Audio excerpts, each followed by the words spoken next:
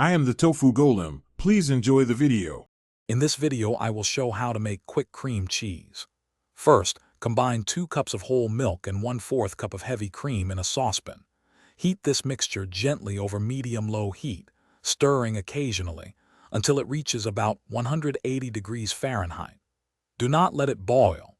This gentle heating prepares the dairy for the next crucial step, ensuring a smooth and creamy texture for your homemade cream cheese.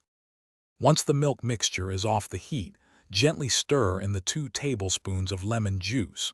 You'll notice the milk beginning to curdle almost immediately. Let it rest for about 10 minutes. This allows the curds to fully form and separate from the clear, yellowish whey.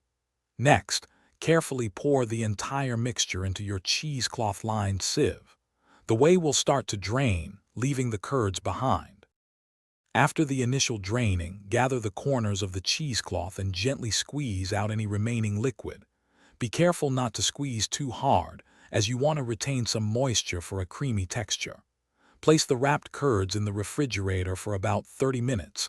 This helps them firm up.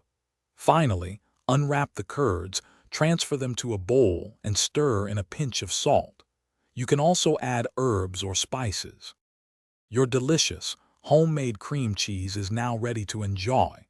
Spread it on your favorite bagel, use it in a dip, or incorporate it into a dessert recipe.